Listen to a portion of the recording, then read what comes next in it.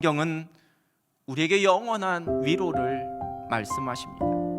하나님께서 우리를 위로하시는 위로의 하나님이라고 말씀해 주고 계십니다. 위로는 대부분 하나님의 회복하심의 약속과 연결되어서 기록하고 있습니다. 죄로 인해 심판받아야 할, 또한 심판 가운데 멸망하고 포로로 잡혀가 있는 그 황폐하고 그 어두운 상황 속에서 하나님의 회복하심과 그 구원의 은혜를 약속하실 때에 이 위로라는 단어를 사용하고 있습니다. 지금 당하고 있는 환난과 어려움이 궁극적인 끝이 아니라는 것을, 그것이 본질이 아니라는 것을 깨닫게 하시는 은혜입니다. 눈앞에 펼쳐진 문제로 인해 두려워하지 않고 그 속에서 회복의 약속 붙잡고 평안을 누릴 수 있도록, 그 환난 속에서 흔들리지 않도록 약속 붙잡고 견뎌내도록 하는 것, 그것이 성경의 위로입니다. 그래서 성경은 위로와 하나님의 인자하심, 사랑하심을 함께 말씀하십니다. 삶의 공고함 속에, 우리가 감당하기 어려운 삶의 문제 속에 놓여있는 우리가 결코 초라하게 망할 수 없는 자들임을, 우리가 뒤처지거나 억눌려서 기죽고 앉아있을 수 없는 사람이라고 약속하십니다. 그 모든 상황 속에서 우리를 위한 하나님의 인자하심은 결코 멈추지 않습니다. 사랑의 하나님의 약속은 포기되지 않습니다. 이것이 우리를 향한 하나님의 위로입니다. 또한 성경에서 말씀하시는 위로는 용기를 주는 것입니다.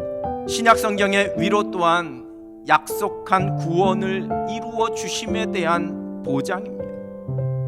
믿음으로 말미암은 고난과 핍박과 그 손해를 우리가 경험하게 되지만, 그 십자가 고난이 곧 우리의 구원이 된다는 것을, 그 구원의 약속을 붙잡고 우리가 모든 것을 이겨낼 수 있다라는 것을 말씀합니다. 그리고 더 나아가서 위로는 우리로 낙심하지 않도록, 우리로 절망 가운데 빠지지 않도록 하시는 격려입니다. 성경은 하나님의 위로와 그래서 소망을 함께 말씀하십니다. 위로는 곧 하나님께서 주시는 소망을 붙잡는 것입니다. 그 소망이 우리에게 위로가 됩니다. 격려가 됩니다. 용기를 북돋워 줍니다. 지금의 상황과 현실, 이 세상에서 내가 경험하고 있는 일들이 어떠하든지에 상관없이 영원한 우리의 소망 되신 예수 그리스도가 우리와 함께 하시기 때문에 그 소망 가운데 우리가 낙심하거나 절망하지 않습니다. 좌절하거나 우울해하며 주저앉지 않습니다. 새 힘을 냅니다. 일어섭니다. 다시 힘있게 걸어갑니다. 하나님이 우리를 위로하시는 분이시기 때문입니다. 예수 그리스도가 우리의 위로자가 되시기 때문입니다.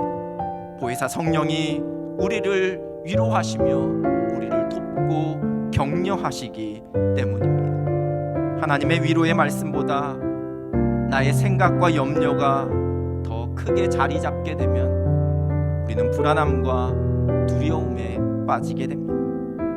그러나 하나님의 위로의 말씀이 나의 생각과 나의 감정을 덮게 될 때 우리는 그때 하늘의 평안을 누리게 됩니다.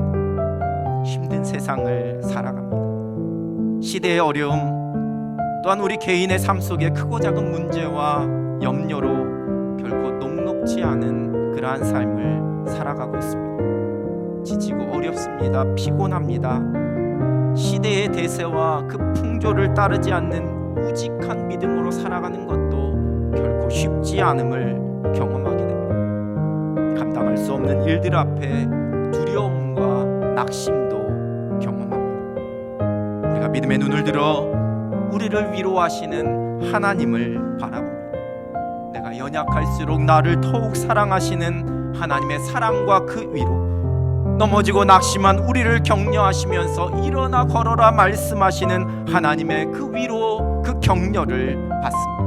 그 위로를 누리면서 힘있게 우리의 믿음의 경주를 달려갑니다. 믿음의 사람들은 이 세상의 위로와 격려가 아닌 하늘의 위로로 살아갑니다. 그 위로로 모든 일을 소망과 담대함 가운데 감당하며 승리합니다. 이것이 곧 시대를 거스르는 믿음입니다. 삶의 모든 자리에서 하늘의 위로 가운데 하나님께서 주시는 평안과 격려를 누리면서 날마다 새 힘으로 살아가시는 행복한 여러분 되시기를 우리 주님의 이름으로 축원합니다.